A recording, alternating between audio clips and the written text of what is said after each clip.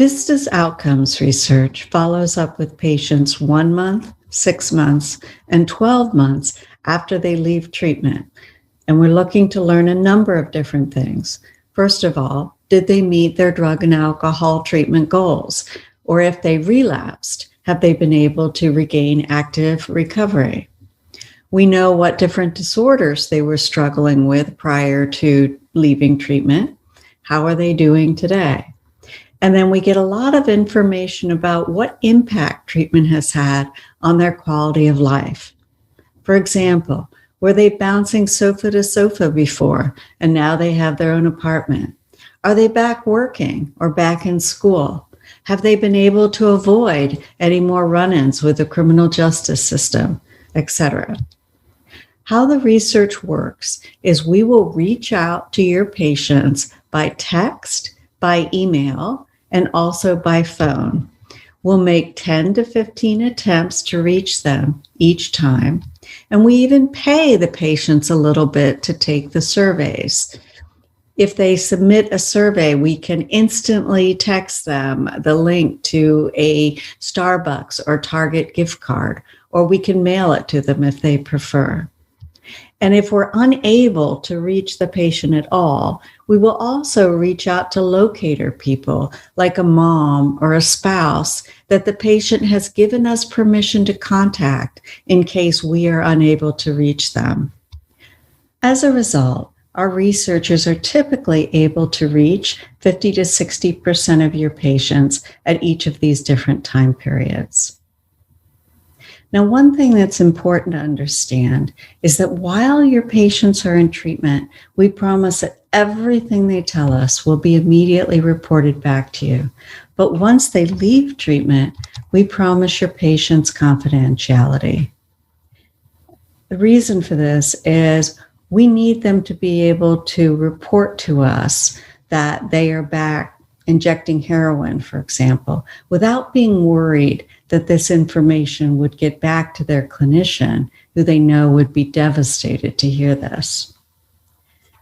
With one exception, however, and that is if a patient reports using during a survey, at the end of that survey, we'll ask if they would like to be contacted by someone at the treatment center to discuss possibly returning to treatment. And if they say yes, then we instantly notify your admissions team. So because we're the keepers of the data, it's really important we report this back to you in very useful fashion. So you will receive a very detailed treatment outcomes report once a year that is designed to both answer the key questions of your payers and prospective patients, and also help you identify opportunities for improvement. For the first time, you'll be able to answer questions like, what is your success rate? What percentage of patients were reachable and abstinent for at least the last 30 days at 6 months and 1 year post-treatment?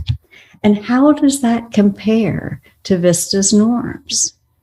So after following up with about 10,000 patients at 1 month post-treatment, we've found that about 42% of patients will report being abstinent since treatment at 1 month post-treatment. But the last 30 days abstinence rate drops to about 36% by 6 months post-treatment and stays there at 12 months post-treatment.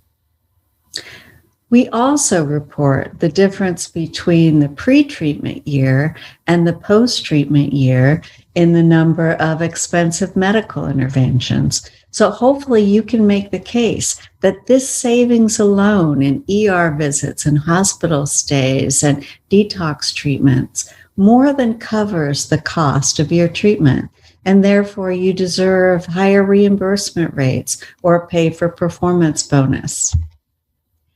You can also show that not only were your patients far more emotionally healthy by the time they left treatment, but they stayed that way through the post-treatment year.